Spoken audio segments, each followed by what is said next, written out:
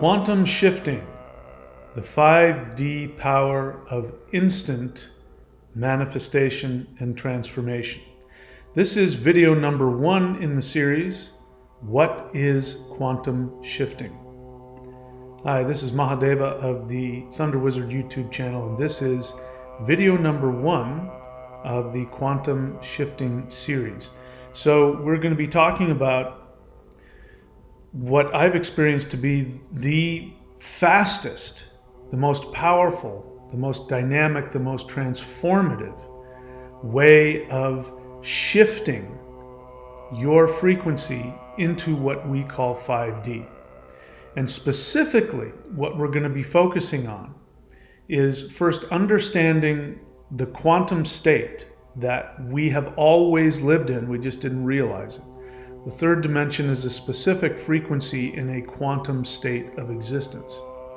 And in order to shift out of it, we actually have to change our frequency to a completely different quantum state. So in order to do that, we first have to understand what living in a quantum state means, and then we have to learn how to shift to different probabilities. This is a completely new way of looking at the idea of manifestation. Manifestation starts from the assumption that there's a fixed, concrete, physical world that you manifest things into. That has been the third dimensional understanding of reality. Since we're now, as a species, we're now moving into a different understanding and relationship with reality, we can now operate from a quantum state instead of a fixed, concrete, third dimensional understanding of reality. And one of the most important things, one of the most fundamental things about being able to quantum shift is understanding that your past is an illusion. And so when you do quantum shifting, you're able to actually shift into another reality that has a different past, which means you have a different identity. Right? So we're going to unpack all of this. Again, this is just video 1, which is what is quantum shifting, and we're going to go through these topics today, which is 1, what is the quantum state? 2, what is quantum shifting? 3, the entire 3-dimensional Earth frequency is defined by narcissistic devaluation. 4, what is narcissistic devaluation programming? 5, quantum shifting reverses narcissistic devaluation programming. Number 6, what are the steps for using quantum shifting to reverse narcissistic devaluation programming? And number 7, the tools for quantum shifting. So these are the things that we're going to be talking about in this video today. So be sure to watch this entire thing, bookmark it, come back, keep watching it, and anyway, we'll get into it. But first, we have to redefine what reality is. And again, our understanding of reality is based on our perception of the third dimension. Our perception of the third dimension is that we live in a concrete, physical reality that flows through time from past to future. Our continuous interaction and reaction with our present experience of reality is always based on our definition of ourselves, based on our illusion of the memory of our past.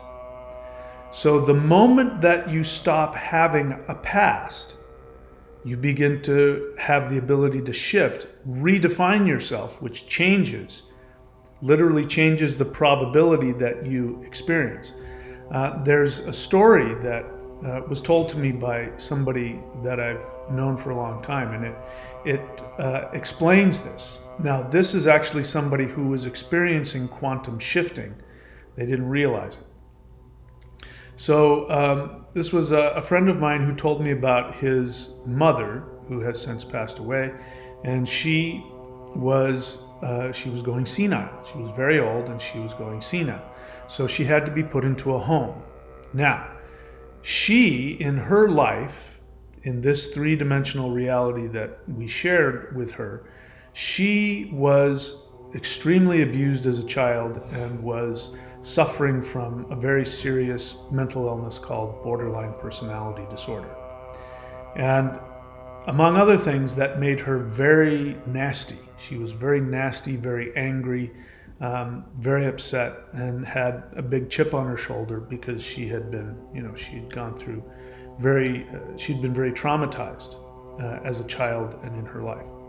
So that's what she was like. Her normal state was that she was very abusive, very angry, very reactive, not a very pleasant person to be around. And she was an old lady, so that made it even creepier and mean and weird.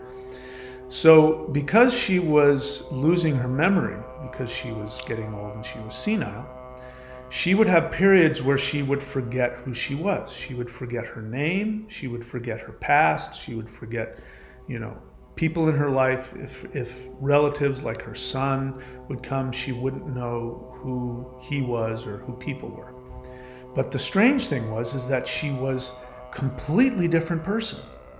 She was incredibly loving, very sweet, very nurturing, very kind. And she would, if you sat down with her, she would have long, beautiful conversations with you and listen to you and be kind to you and be loving until she would remember who she was. And once she remembered who she was, which meant she remembered her name, she remembered her past, she then became that very dysregulated, emotionally, psychologically ill, mentally ill, angry, abusive person. She was so abusive she would punch the staff, the nurses and the staff that were there to help her. She would literally physically punch them. And then she would lose her memory. She'd forget who she was, and she'd be fully there emotionally. She just didn't remember her past. So that really typifies what our third dimensional reality is. So take a moment to think about your life. All of the things, especially all the things that you don't like about your life, you don't like about yourself, all the things that you can't do, money problems, health problems, personality problems, success problems, relationship problems. Think about all the things that you know about what happened in your past that may have created that. Those memories, those negative, devaluing programming memories. You're no good, you're never going to make it, the world is evil, everybody's out to get you, false beings of light are trying to trap you. These are all responses to the delusion that you have a past, and that past defines who you think you are, and it defines how you respond. Psychologists would call this your unconscious. Your unconscious makes all the decisions for you.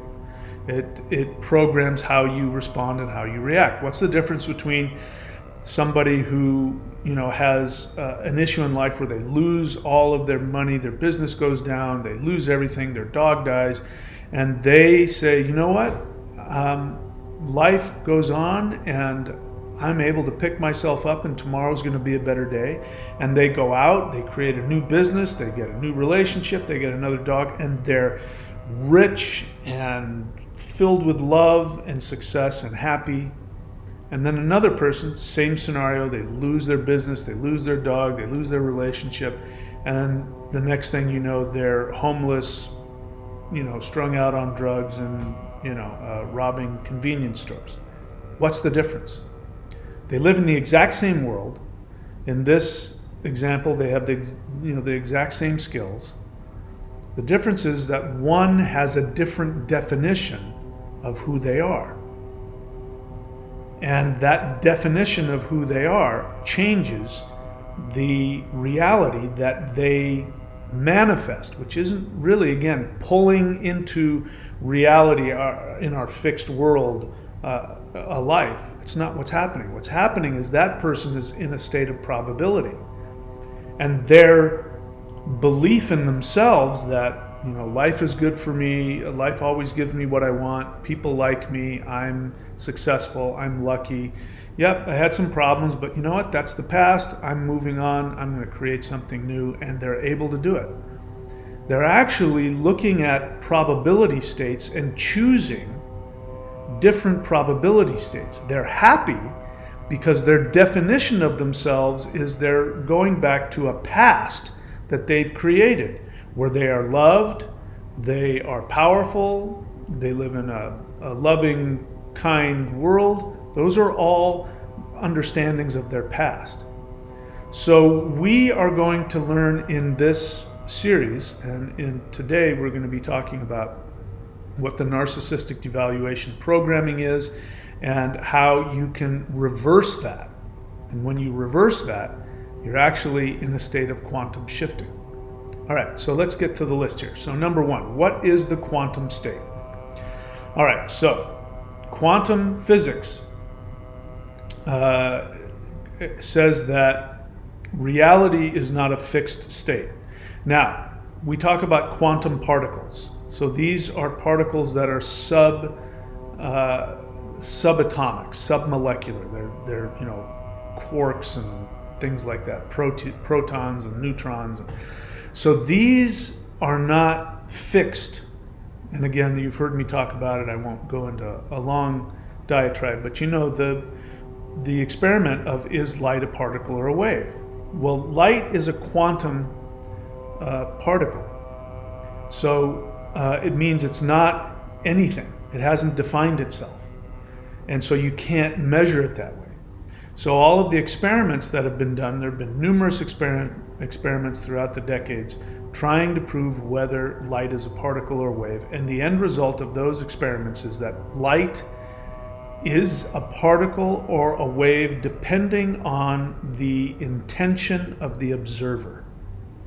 So the person who's looking at it with the intention to see if light is a particle, light will show up as a particle. If they look at the experiment with the intention to see if light is a wave, light will show itself as a wave. The most recent experiments, which is really key because we need to listen to this part, is that the most recent experiments have proven that light not only is neither a particle nor a wave, but it is conscious and it is a time traveler, which means that things that are in a quantum state are not fixed in linear time. And so what these experiments have proven is that light will create itself as a particle or a wave depending on your observation and your intention. But it will also travel back into time. Again, this is not New Age spirituality talking. These are physicists that are saying this proves light travels back into time and changes the evidence to prove that it has always been whatever it was that you were expecting it to be.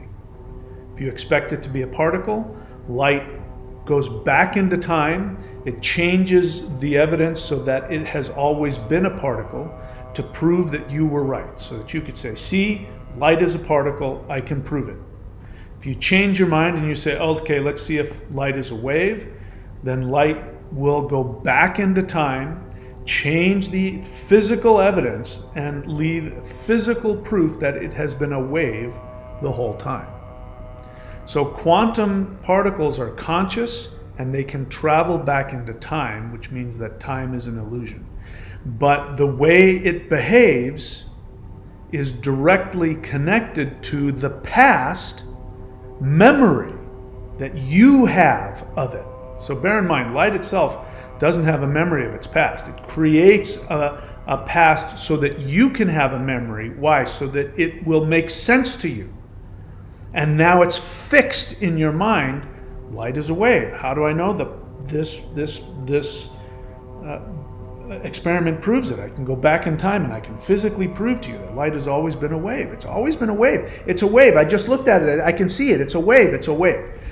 It's your perception that you have now created into a reality. This is your life.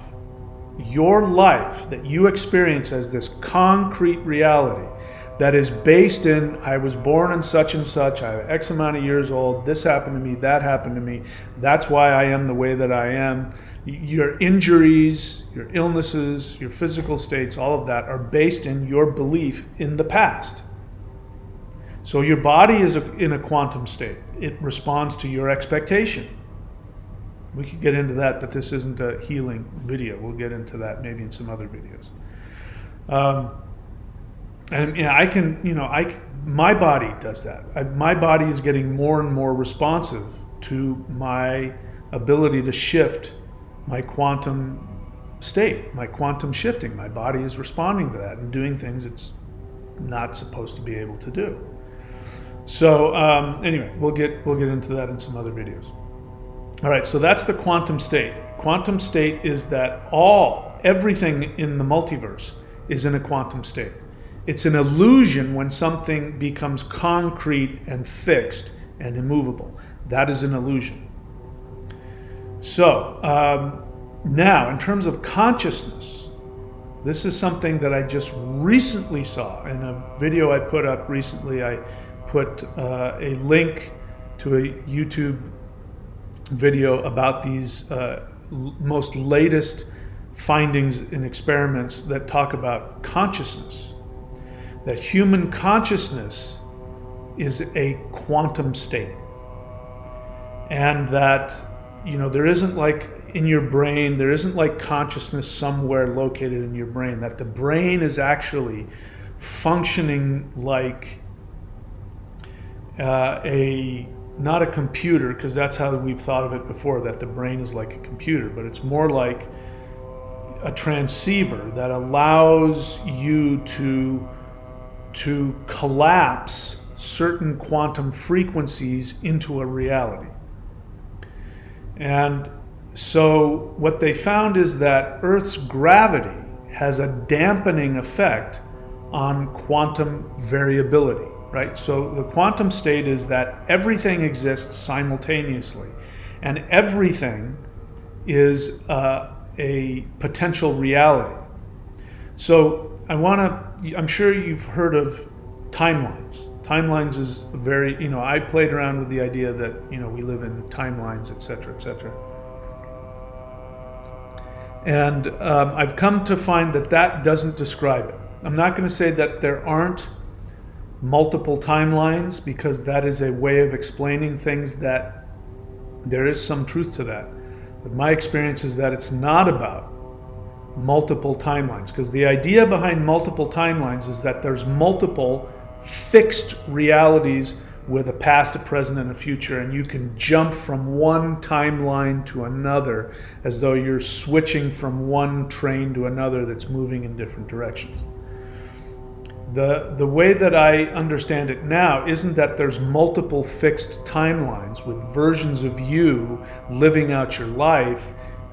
It's more that there are multiple probabilities, and you shift between different probabilities. We can also call this quantum shifting. You do this all the time, but again, because you have a fixed idea of the past, you have a fixed idea of who you are, you have a fixed idea of what reality is. You just keep recreating the same probability over and over again, but in your mind it's a few seconds later. And so it proceeds logically from past to future, because again, quantum particles create a past to fit your expectation. So if you have an expectation of a fixed reality, and here are the rules, and here's who I am, and here's my past, then you're going to keep, like pages in a book, you're going to keep creating the same probability over and over again, just like I said, a few seconds in the future. But that is your quantum shifting. You're not really shifting into different probabilities. You're creating the same probability over and over again. But it's coming from the exact same scenario. So if you change, like in the example, if you change your understanding who you are, your probability changes. Because again, in the example of my friend, his mother, when she forgot who she was in this manifested quantum state, she became a completely different person. And it wasn't like she just now was able to be a little bit kinder. No, she was a completely different person with a full, complete personality that was very deep and very profound. I might come to the conclusion that she was tapping into her pre-Earth incarnation personality. And so there was an entire personality with a complete, the same effects as having a full, complete history. Because you can't have, a huge personality with all different variances if you don't have a perception of an actual history. She didn't remember anything, but she acted like somebody who had been loved and had been successful and been happy her whole life and loved people and had a history of connecting. She knew how to communicate. Now, the personality that would come back when she would remember who she was, she didn't know how to communicate. She didn't understand people. She wasn't able to interact in any kind of coherent way. She wasn't rational. When she forgot who she was rational. She was functional, she was healthy, she was happy. She was a different person. Really, she was just having a different experience from her soul. Anyway, I find that very, very interesting, that whole thing. So the quantum state, again, is that there are infinite probabilities that you bring into reality. Now, Earth has a gravitational field, and what this latest scientific experiments, there's been numerous ones, has just recently come to understand is that Earth's gravitational field has a dampening effect on the quantum probability states. So that what ends up happening is that quantum waves, as they were calling it, would collapse as a result of gravity. So let me explain to you what that means. What that means is that in the third dimension, gravity has the effect of forcing you to choose one fixed reality that collapses. So it collapses the quantum wave into one fixed reality. This is third dimensional Earth. That's why there must be some association with gravity and time. I don't know. I'm not going to get into that, but it's, time. We live in past, present, and future. And that forces us into having one experience in each moment moving forward, and that our past defines our present, which predicts our future. This is just basic runology.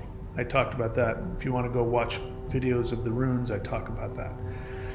So living in the third dimension forces us to create one fixed reality. That again, every time you create a fixed reality, quantum particles say it creates a past, which then defines how you will experience it going forward. And you just think it's the same past to future. So if we can tap into a quantum state where our reality isn't forced to collapse into one reality, that means that we have infinite choices on what reality to experience. Now, if somebody's watching it from a third dimensional perspective, their perception of you, if you are in a quantum state, is that you are manifesting. So you manifest a good job, you manifest a good career, you manifest health, blah, blah, blah. But from the quantum shifting perspective, you don't have to go through all of that intensity of manifesting, or, in the law of attraction. The law of attraction has that same assumption that we live in a fixed, concrete universe, and you are attracting to you, into your fixed universe, something that's floating out there and existing. So you're attracting it to you. Again, the thing is that these beliefs aren't necessarily wrong, it's just they're not complete. There's nothing wrong with attracting things to you, but that's just a way of looking at it. My way of looking at it is not, you're not attracting things to you. So there's a quantum probability where you are rich. It's a probability that exists.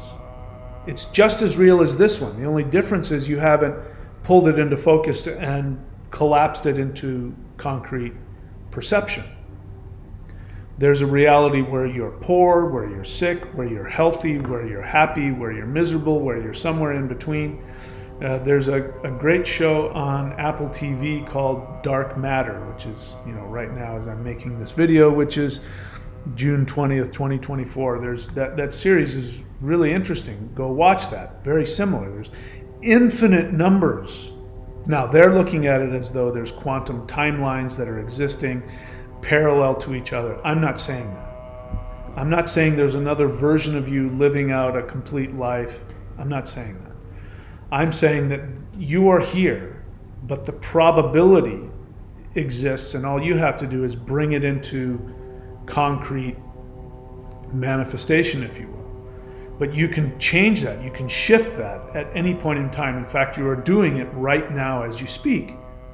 The only thing that's that is determining it is your firm belief and expectation that your past happened and that it's real, and therefore it defines you. So that is, again, this is something that's true. Quantum particles, if they want to be something, if light wants to be a particle or if it wants to be a wave, it has to go and create a past that proves that it's always been a particle. But that past is an illusion. But in order for that light particle to act as a wave, for example, just so that I use different words, if that particle wants to act as a wave, it has to convince itself it's always been a wave. So it adopts a past reality that then collapses the probabilities into one, which is light is a wave. Your life is that.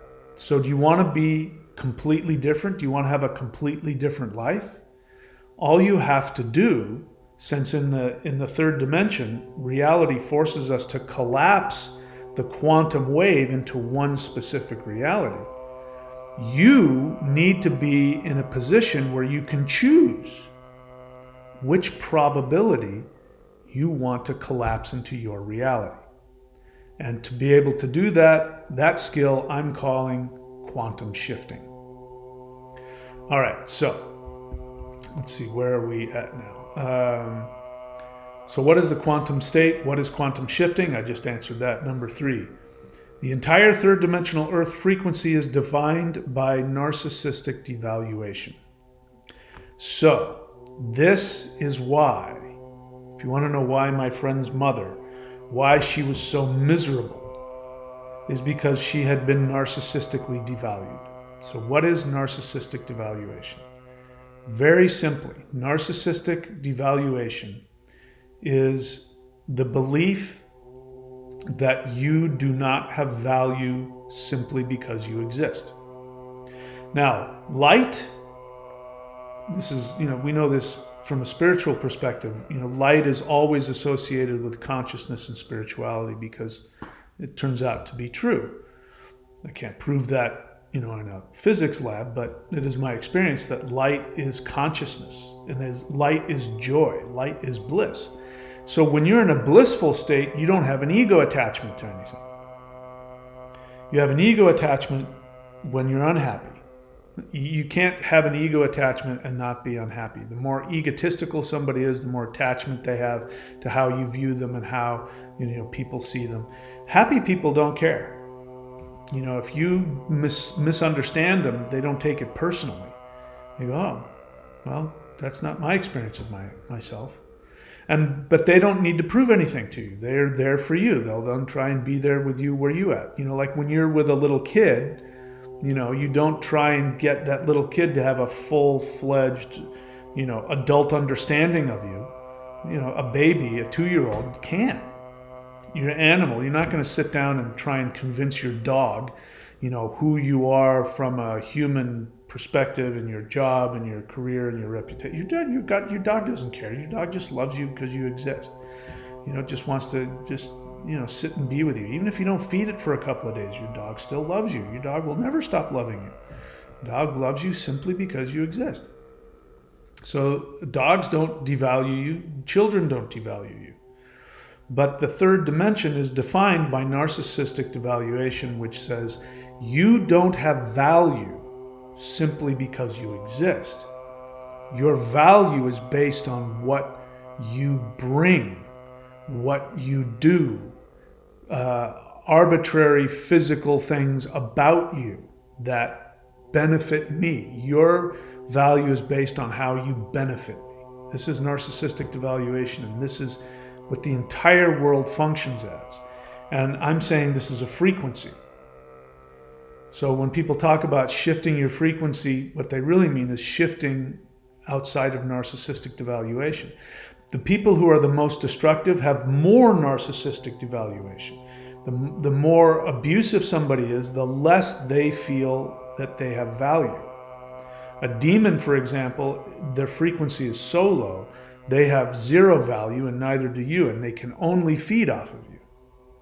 Whereas a deity, their only interest is how they can empower you and lift you up, because they're so filled with their own bliss of their own experience that they've got infinite amount of love to give, even if you don't love them. They don't care. They don't need you to love them. They're happy to be there to love you. So, the entire 3D frequency, number 3, is defined by narcissistic devaluation. So number 4, what is narcissistic devaluation programming? So, NDP, narcissistic devaluation programming, I've made that up. And that describes how we stay fixed into one particular experience and perception of life. This particular third dimensional experience, why things don't change, why why your past is your past and you are who you are and you can't ever change that, is because of the programming that is done. Now, just because you're narcissistically devalued, if you don't take that on, it won't affect you. But human beings, we are programmed to survive in a group atmosphere. So in other words, a child, when it's born, in fact, I've shared this in other videos, but there have been numerous experiments throughout the years that prove that the fastest way to kill an infant is to not interact with them. There was a king in England, I'm sure you heard me talk about it before, in the Middle Ages, and he wanted to find out he wanted to find out if Hebrew was the original language, because the theory was in the Catholic Church at that time that left to itself, if human beings weren't taught a language, they would just naturally, spontaneously begin speaking Hebrew because that's God's language, and so that's the original language. So he wanted to find this out. So he got a bunch of orphaned infants, newborns, and he put them on an island, a deserted little island somewhere off the coast of Britain, and he put nuns on there to take care of the infants. And he told the nuns on pain of death that under no circumstances were they to ever speak in front of the children. On top of that, they weren't allowed to interact with the infants. They weren't allowed to pick them up, hold them, make any noise, look at them, interact with them in any way. The only thing that they were allowed to do is to feed them, make sure that they were warm, and wipe their butts. What ended up happening is that all of those infants died very quickly. They didn't die from starvation or from lack of warmth. They died because they weren't being interacted with. So if human beings do not become part of a group, at least in their own mind, they can't create an identity and their body simply stops functioning. So narcissistic devaluation programming is built into us. So the first part of it is we have to be part of a group consensus or we don't survive. So our first and most powerful instinct is to be accepted by the group. Now, if we lived in a world where everybody was spiritual and, all of that, then in order to be part of the group, we would all be meditating and connecting to infinity and we'd live in a heaven. But we don't live in that consensus. We live in a consensus where your value is based on what you bring. So from the very beginning, human beings are programmed to believe that their value comes from what they give to the consensus. You don't have any value just because you exist. As we talk about, little kids. Little kids, we tell them they got to grow up. You got to go out there and be valuable to society. You have to, communism is like this. The individual has no value. It's the state.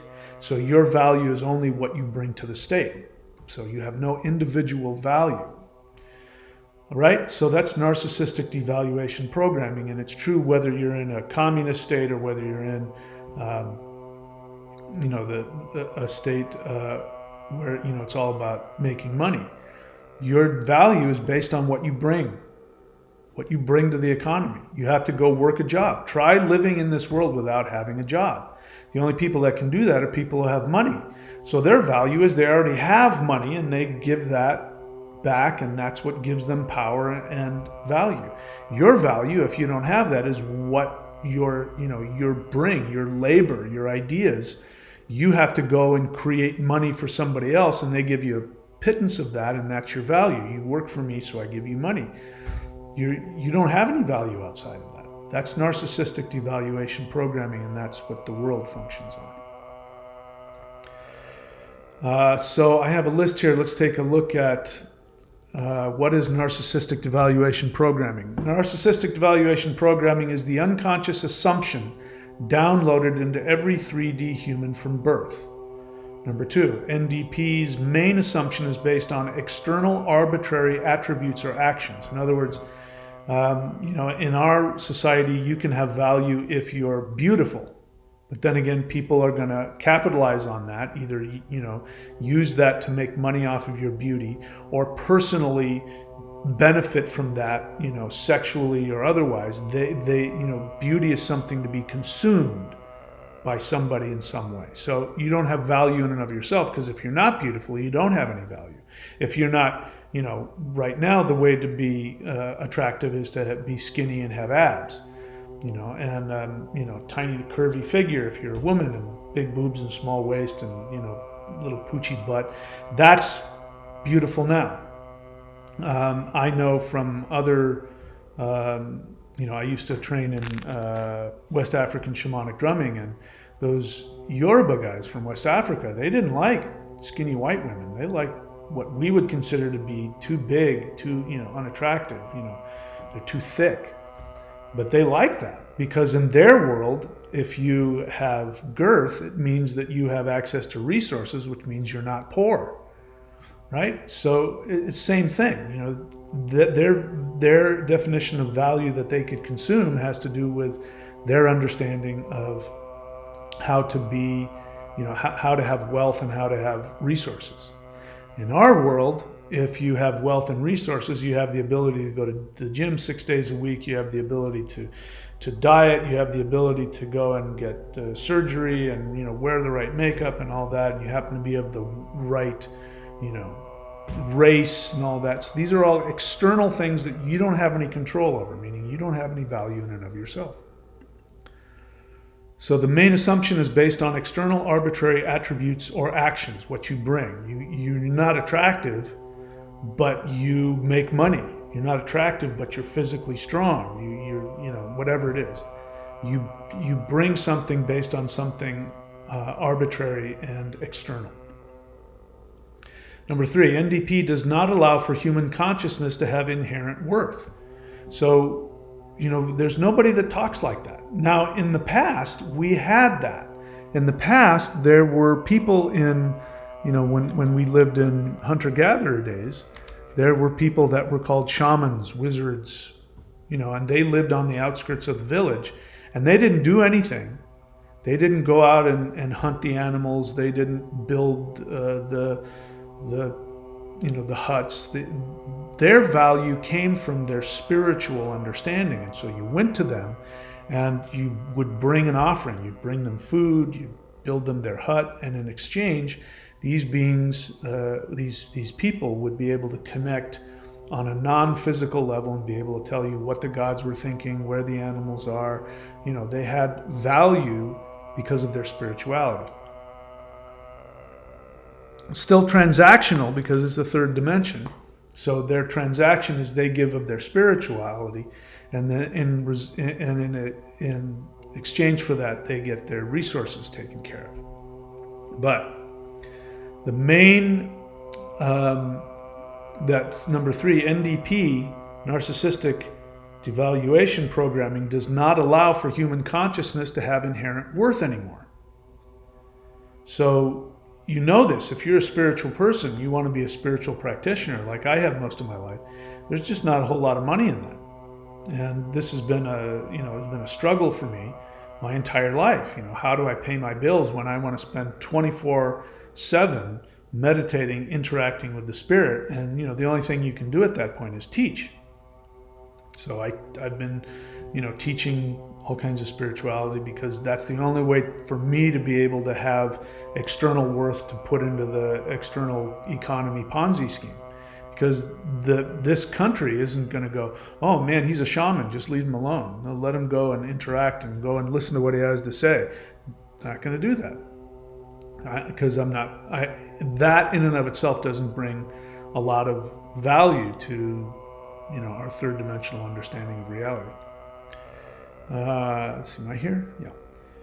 So, number 4, your value is based on how much narcissistic supply you can deliver to 3D Earth. So narcissistic supply is a great phrase, and I believe it was coined by a psychiatrist, or maybe he's just a psychologist named Sam Vaknin. But it's a well-known phrase. So a narcissist is somebody that is an extreme version of every human being on the planet who has a transactional relationship with the world. An extreme version where they use people, and it's very clear they only use people for in ways that they can selfishly benefit from. And so they only have people in their life that serve them in that way, and this is called narcissistic supply. So if somebody is a narcissist in the sense that they want to be admired, because of their beauty, for example, then they would surround themselves with people who ogle them and throw money at them and give them praise and adulation for how beautiful they are. So the narcissistic supply would be people, looking at them, lusting after them. If it's somebody who's a bodybuilder and they're a complete narcissist about their, and they take steroids to the point where they get huger than the average person, so their narcissistic supply is people being afraid of them or looking at them same kind of way. If you're a cult leader, then the narcissistic supply is the people worshiping you. If you're a businessman, then the narcissistic supply is the power you get from being able to tell people what to do and command people and make things happen. So narcissistic supply is anything that feeds your narcissistic ego, which again, you are feeding off of external things that have nothing to do with the value of consciousness. It's just based on physical or arbitrary things. All right, I hope I explained that.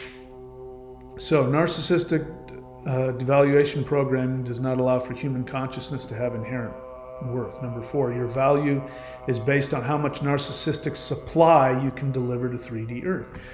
Paying money, paying interest on a car loan. I know it sounds like money, but money is a made-up object. It's the idea. Banks aren't making money off of money. They're making they're profiting off of you giving your power to them. Because it's not like they lend you, if you want to buy a $40,000 car, they don't lend you $40,000 and say, just pay me back. Maybe give me a couple dollars so I can pay some administrative fees. Okay, just pay me a little bit more so I can pay myself and others. If that were the case, then borrowing $40,000 wouldn't be a big deal. But, just like the mob, when you borrow from them, they compound the interest and it just becomes enormous. And what was a $40,000 car becomes it's $60,000 3 or 4 years later. It's compounded. That is what is their narcissistic supply. You are now, they own you. Same thing with buying a house. The bank owns your house. I've talked about it before, but it's the craziest thing if you think about it. You buy a house, meaning you go to the bank and you say, hey bank, there's this house over here that I want, and it costs $500,000. And the bank says, okay, we can buy that for you. How much money do you make? And what other assets do you have? And you say, oh, I make $100,000 a year. And the bank says, oh, okay, so I can string that out for 30 years, and you'll pay me a huge amount of your income and then I will add interest on top of that, so that at the end of those 30 years, I will make an absolute buttload of money off of you. You will be indebted to me that whole time. Now, halfway through that payment, 15 years into it, if you stop paying me, I'm not going to then take the house, sell it, and give you what you paid me, so that you're not out anything. And I still have the house and all of its worth, and I still have the money on top of that, and I'm good. And maybe I make a little on top of that. The bank doesn't say that. The bank says, 15 years into it, 20 years into it, if you stop paying that payment to me every month, I not only have all of the money that you've paid me over those 20 years, I not only have that plus all of the interest that I took from it, I also have your house, and I have the ability to sell that and get its entire worth that is now increased over the years. And so I have the ability to make far more money off of you not paying this than if you ever did. Borrowing money from the bank isn't like somebody lending you money and then just trying to get even and making a little bit more. Your entire life is over to them. And if you don't pay up, you lose everything. That's why it's called a mortgage. It means a death grip.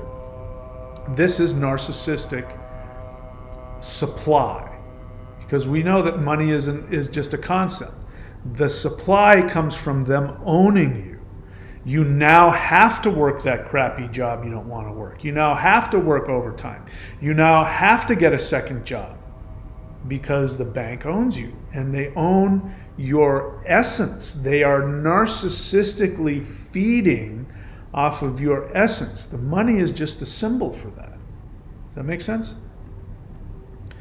So your value, number 4, is based on how much narcissistic supply you can deliver to 3D Earth. 5, narcissistic devaluation programming Earth, 3D Earth, demands you deny personal desires in favor of NDP consensus. So this is just a fancy way of what I've been saying from the beginning, which is you've incarnated for 2 choices. You only have 2 choices in this life. You have to choose between making other people happy, which is another way of saying being a source of narcissistic supply to the consensus, the government, the banks, religion, family. You have to be a source of narcissistic supply to them, get their approval, and seek after that. That's one path. The other path is going after your soul, becoming individuated, where you become self-empowered, and your sense of worth comes from your connection to yourself and to the spirit at large. Those are your only choices. And you are somewhere, you think that there's a spectrum. This happens all the time when people come to me and they want to know, I teach them how to find their perfect career. And so they want to know, is there an in-between way where they say, well, I'll work this job for 10 years and then I'll save up money and then I'll go do what I really want. And I said that those 10 years, it's never going to happen. Those 10 years are going to turn into 20 and 30 and then the rest of your life. There's never comes a time when you've saved up enough money, giving away your soul, giving away narcissistic supply. You can't save anything. The money that you think you're saving, the amount of personal energy that you put into making that crappy salary, which you have to do the job you can't stand, there's nothing of you left. This is why people spend their money on entertainment. They spend their money on alcohol, drugs, porn, gambling, going on, vacations. They spend all their money because they're just trying to get something back for themselves. So the idea that you're going to just save up and then you'll be okay, and then do what your soul wants, it doesn't work that way. Because again, the whole idea of time is an illusion. So the idea of I'm going to take this much time and put it into something other than my soul means that you're just going to walk away from your soul. So you have two choices. You can either work towards your soul or work against it. And now you understand that when you're trying to get the approval of the world, you're actually giving away narcissistic supply to the consensus, which could be anything.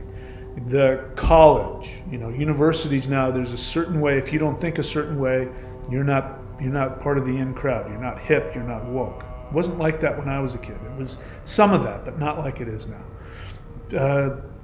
The government, if you don't get you can't work. That's narcissistic supply. You do what we tell you. You let us control you, or we won't let you survive. They're saying you give us narcissistic supply or we won't allow you to live. It's that simple. People lost their jobs, all kinds of stuff, simply because, forget about all the other things associated with it. They just didn't want to do what they were told. They were told, if you don't do this, you can't work. You can't make money. You'll die. So that's, again, you give us narcissistic supply and we'll allow you to live. Anyway, you get where I'm going with this. So your value is, number 4, is based on how much narcissistic supply you can deliver to 3D Earth. Number 5, narcissistic devaluation programming Earth demands that you deny personal desires in favor of NDP consensus, which is what I've been saying, is that your soul desire, you can't do that and also be giving narcissistic supply to the world. So the theory is that the theory of the NDP programming says if you don't do what we tell you, you won't survive. If you don't let us control you, if you don't feed us with your worship, with your money, with your mind, with your desires, if you don't give all that and give to us the ability to control you and feed off of you, then you won't be able to find the resources to live. What I've been teaching people, for the past 15 years or so, is that if you only act on the desires of your soul, then the universe will supply you with all of your resources. Somebody misquoted me and said you said if you do this, the universe will throw money at you. And I didn't respond, but that's not what I said. I don't think I've ever said that. If I have, I don't remember it. But what I am saying is that the universe will always make sure that you have your needs met. You will have resources, and if resources means money, you will have money. The universe will give you, the quickest way to get your resources and needs met so that you can feed the universe. So you're either feeding the universe or you're feeding the narcissistic 3D consensus. You have to feed one or the other. If you feed your soul, since your soul is infinite and connected to the infinite spirit of the universe, then you're feeding the universe and you're feeding everybody else's soul, whether they realize it or not. The people in government who said, if you don't get we're not going to let you work, their thought is you're not feeding into us, but the truth is if you said no, I'm gonna do what is best for me, you're actually feeding their spirit, even if their 3D mind doesn't catch on to that. So the understanding is you feed your soul by living what your soul wants to do, and not give yourself away to feed the narcissists and the narcissistic programming. Then the universe has to give back to you, has to make sure that you have all of your needs met. All right, so that's number 6. Individuals who value consciousness over materialism are eliminated. What I mean by that is that the 3D, that is at least what you've been threatened with. There used to be a time when there was no such thing as government, there was no such thing as money, there was no such thing as taxes and laws, and people lived in tribal communities, and they went around, and the earth fed them. And nobody really owned any one plot of land. You traveled around and followed the herds, and in the seasons you moved around, and you learned to interact with other tribes, and maybe skirmishes broke out, but for the most part, nobody owned anything. Nobody owned any land, and everybody got what they needed. And that isn't the case now. That basically they were homeless, but they just simply gathered what they needed from the ground, or they hunted, from the animals, and it met all of their needs. That's being homeless. Try being homeless now and going out and hunting or fishing. You won't be able to. You have to get your resources from the approved sources. You have to get your resources from the stores. You have to get it from people who make money off of you. You can't just go and get it yourself. Now, it used to be easier to do that. You could live off grid, but there's been an active program you haven't heard about, but there's been very active measures taken against people who live off grid. And in one case in Oregon, what's happening is that the government is using satellites to see who is gardening in their backyard. So in other words, if you're not a farmer who has to go and get government approval to farm and pay taxes and zoning and all that kind of stuff, if you just want to, in your half acre of your backyard, create a garden so that you can have your own fruits and vegetables to eat, the government comes and knocks on your door and says, you can't do that anymore. And you go, what are you talking about? It's my own backyard. I can do whatever I want. They say, no, you can't. You're farming. You're illegally farming. I'm not farming. I'm not doing this and going and selling it. I'm just feeding myself. So you can't do that. You're taking water away from the farmers. So you have to stop. And you don't hear about it, but it's happening all over, happening in Oregon. Why? Because if they control the land, they control the food. If they control the resources, they control you. This is narcissistic devaluation programming. And this is the consensus. This is the world. So NDP Earth demands you deny personal desires in favor of NDP consensus. Number 6, individuals who value consciousness over materialism are eliminated, meaning that eventually when they consolidate the power, they will eliminate your ability to be independent. That is the plan. That is the goal. Number 7, the goal of narcissistic devaluation programming is to create a global Ponzi scheme fueled by global slavery. If you follow what I've just said, I'm just telling you the stuff that I've seen and the stuff that's readily available to those who have the ability to find out the truth. It's a Ponzi scheme. What is a Ponzi scheme? A pyramid scheme. It means that the people on top, everything is funneled to the people on top, and the people on the bottom end up with nothing. So, that's the world. That's how our society is completely built. Anyway, let's keep going. Number 8, the only way to reverse narcissistic devaluation programming is by creating new reality through quantum shifting. So if you're able to quantum shift, nothing can control you. Nobody can control you. because now you are outside of the third dimensional frequency. So the weakness of the powers that be that seek to devalue you and use you as narcissistic supply, the weakness is that they are trapped in the third dimension. They are trapped in the past, present, and future collapse, because on Earth, because of gravity, that's, scientists are saying because of gravity, but I'm going to say it's because of the frequency as well.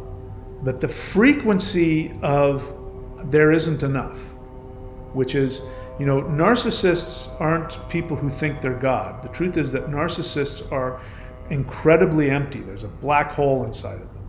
And that's why nothing is ever enough, because their assumption is that they're not good enough and the universe won't ever provide for them. So that's why they have to feed off of you, because without you, they can't function. They can't do anything on their own. They need to feed off of your life force. So the only way to reverse narcissistic devaluation programming is by creating new realities through quantum shifting.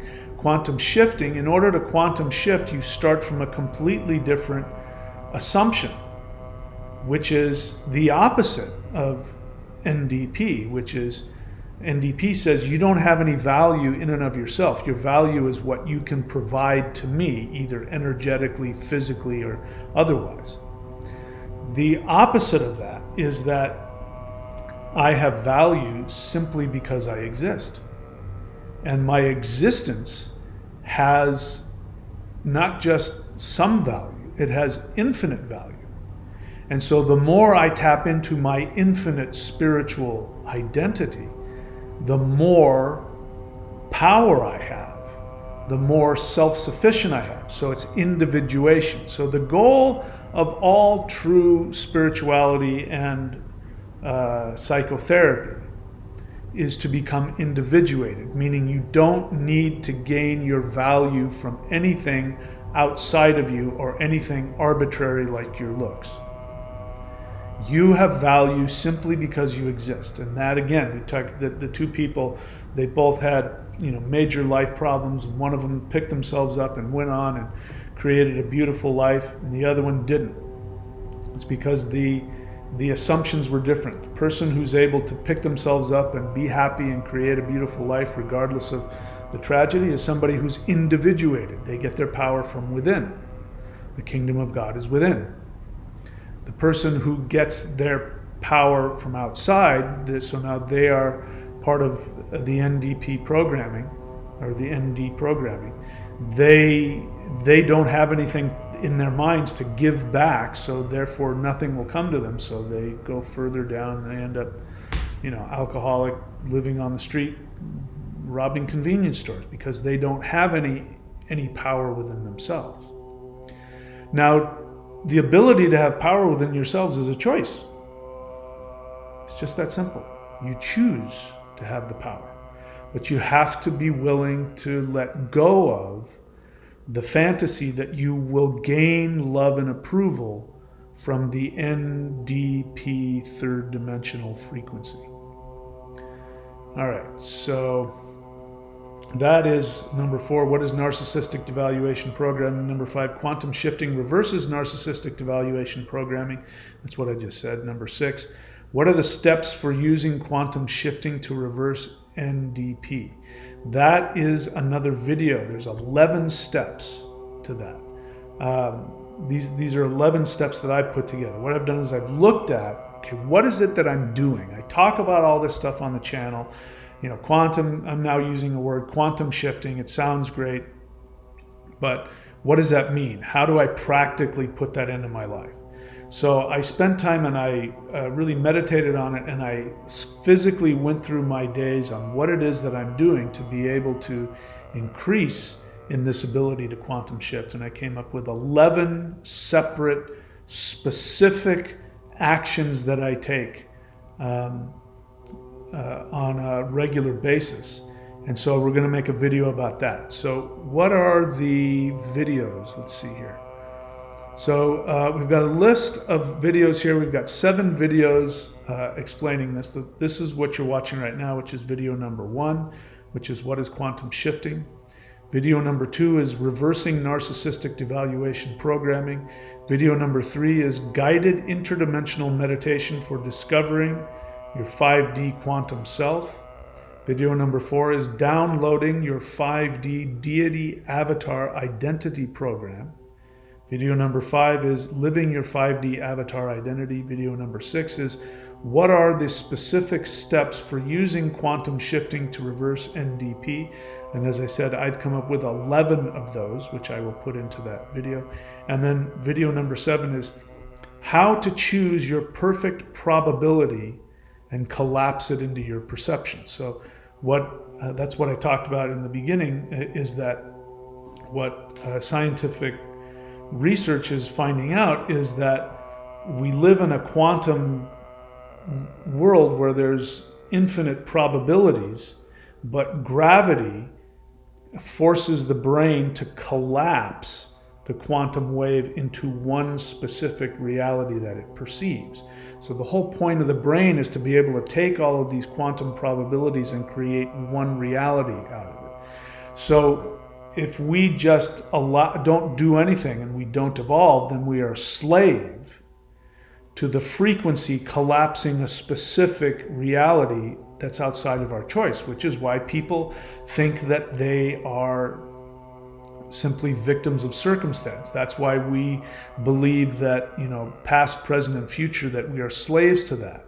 That's why we believe in old age and death and, all of these, destiny and God's will. We believe in things outside of us deciding our reality. But what's happening is that the third dimensional frequency, or in the case of these experiments, gravity, forces the brain, that the consciousness of the brain is looking for a specific reality to collapse into a perception. So your brain is trying to perceive one specific reality with a specific past and a specific future.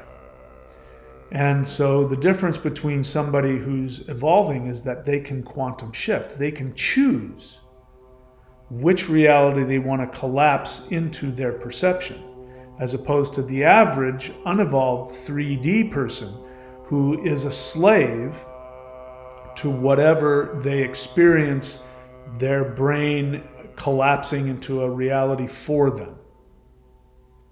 Does that make sense? So what we're doing when we evolve into 5D is we're learning how to do something we're always doing. We're always doing it all the time. We're continuously manifesting and collapsing a specific reality with a specific past and future. We're doing it all the time, we just don't know it. So we're a slave to it. But the 5D person has the ability to choose. Oh, this probability is nice, let's make this a reality. And you can change your reality from moment to moment. So that's why, I called it the 5D power of instant manifestation. It's not really manifestation, it's choosing an already existing probability that hasn't been brought into concrete reality yet. Okay? So I hope that explains everything. Let's see here. Yeah. So these are the videos that are coming up. This is video number 1. This one I'm uploading to the YouTube channel. But if you want to get all of the other video courses, then you go here to, let's see, is it this one? Yeah. So if you want to get all of the video courses, then you go to thunderwizard.com and you click on shop, and you will see all the quantum shifting videos available, and I'll make them individually available so you can buy them one at a time. You can buy number 2 and then buy number 3 and all the way up to number 7. So if this works for you and this sounds like something that appeals to you, you can go ahead and get started with video number 2. I will make that available before I upload at least these 2. You can go to thunderwizard.com and click on shop. Let's see, do I have that here? Yeah, so if you click on shop, right, you'll see shop, Thunder Wizard, and then you'll see quantum shifting number 2 will be sitting there, and you can get it there in the shop. And then all the rest of them will be available for you. And we'll keep talking about it on the channel, and there will be more and more. And if there's enough response to this, if this is something interesting to you, because again, I'm going to go off of you. If you guys don't respond to this, I will stop. I will stop making these videos, because I'm not going to waste my time if people aren't interested. If you are interested in this and you want to keep going with this, I want to work with people who are serious about it. And if that's the case, then I will make another live group. Now, right now we have a live group. Give me a second here. Let's bring this up here. Right now we have a live group for people who are working with the interdimensional meditation. And so I've got a live Zoom discussion group with people who are doing that. But if you are serious about this quantum shifting and you want to get into some practical day-to-day stuff and working with other people, working with me, asking me questions, I will create another live Zoom group just for quantum shifting. But that's only if there's enough interest. So it's up to you guys. If you want it, the way you can show me is by getting the videos and doing them, talking about it on the video comment sections, and that will encourage me to keep making these videos. And then I will, if there's at least 10 people who are ready to pull the trigger on the live Zoom discussion, I will create an affordable live Zoom discussion group where we talk about our experiences, and we will experiment together with how to do this quantum shifting thing, which is really how to shift into 5D. So that's it. I hope this has been helpful for you. You know what to do.